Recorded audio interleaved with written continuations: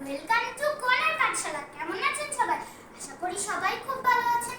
আলহামদুলিল্লাহ, আমিও খুব ভালো আছি। তো আজকে আমি পড়ব বাংলা দ্বিতীয়। কালকে আমি পড়েছিলাম বাংলা প্রথম। এবার আজকে আমি পড়ব বাংলা দ্বিতীয়। আমার বাংলা দ্বিতীয় বইয়ের নাম নবধারা বাংলা ব্যাকরণ ও নির্মিত মডেল টেস্ট ও উত্তরমালা। আজকে আমি পড়ব প্রথম অধ্যায়, ভাষা ও বাংলা ভাষা। ভাষা কি? ভাষা আমাদের জীবনের সঙ্গে ঘনিষ্ঠভাবে জড়িত।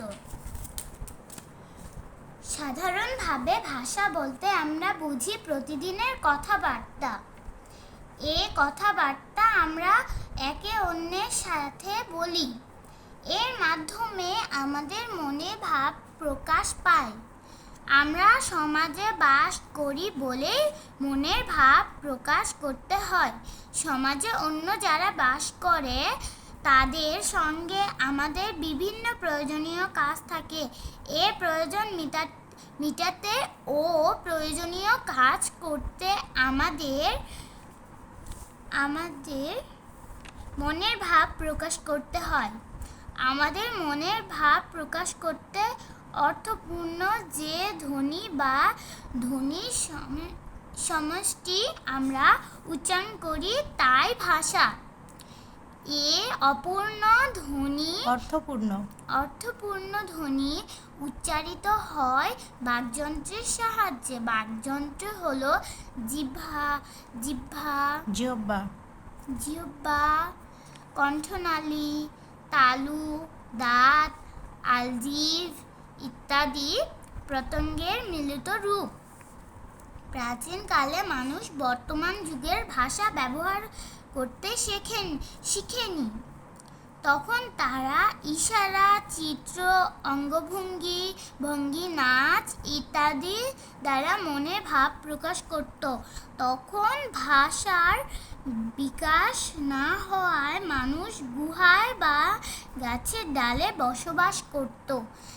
ভাষার বিকাশের সঙ্গে সঙ্গে মানুষের জীবনধারায় উন্নতি সাধিত হতে থাকে। সংজ্ঞা: মানুষ মনের ভাব প্রকাশ করার জন্য বাকযন্ত্রের সাহায্যে যে অর্থপূর্ণ ধ্বনি উচ্চারণ করে তাকে ভাষা বলে। ভাষার প্রামাণ্য সংজ্ঞা। ভাষার প্রামাণ্য সংজ্ঞা: ভাষা সম্পর্কে এটা কি আম্মু? পণ্ডিতগণ। আচ্ছা, ভাষা সম্পর্কে পণ্ডিতগণ বিভিন্ন অভিমত ব্যক্ত করেছেন এবং বিভিন্নভাবে সংজ্ঞায়িত করেছেন। যেমন ডক্টর সুনীতি কুমার চট্টোপাধ্যায়ের মতে ডক্টর সুনীতি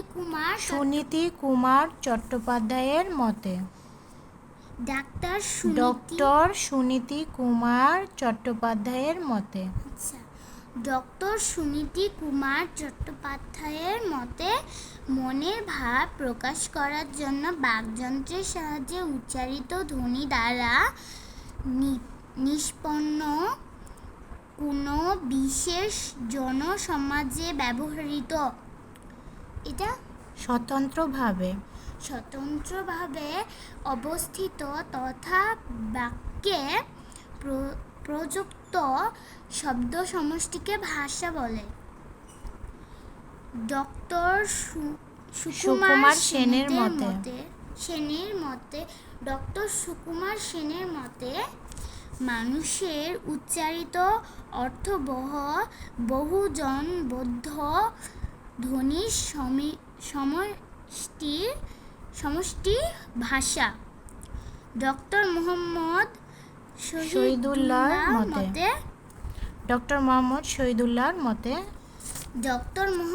শহীদুল্লাহর মতে মানব জাতি যেসব ধ্বনি বা ধ্বনির সমষ্টির সাহায্যে মনের ভাব প্রকাশ করে তাকে ভাষা বলা হয়।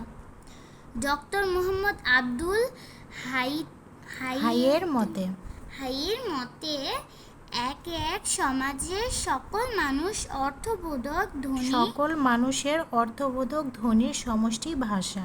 আচ্ছা, সকল মানুষের অর্থবোধক ধ্বনি সমষ্টি ভাষা।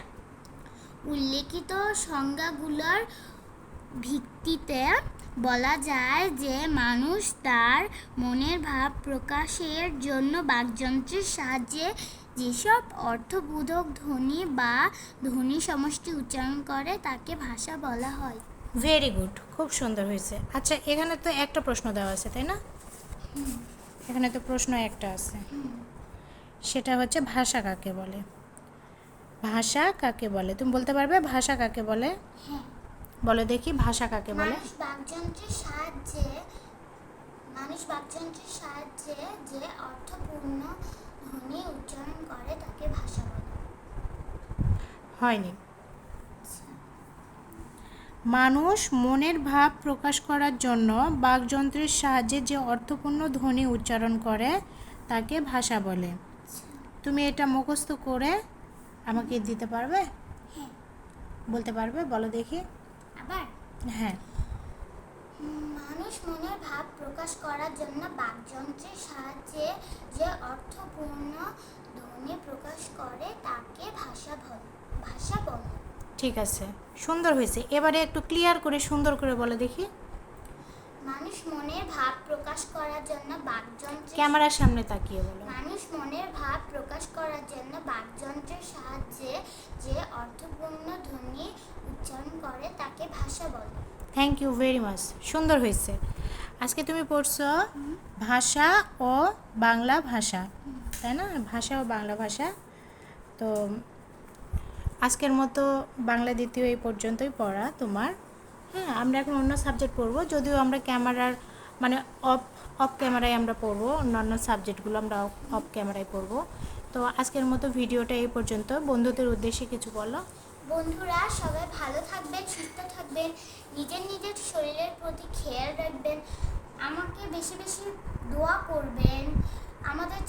আমার ভিডিওগুলো যদি আপনাদের ভালো লেগে থাকে তাহলে লাইক, কমেন্ট, শেয়ার এবং সাবস্ক্রাইব করতে অবশ্যই ভুলবেন না। আল্লাহ হাফেজ।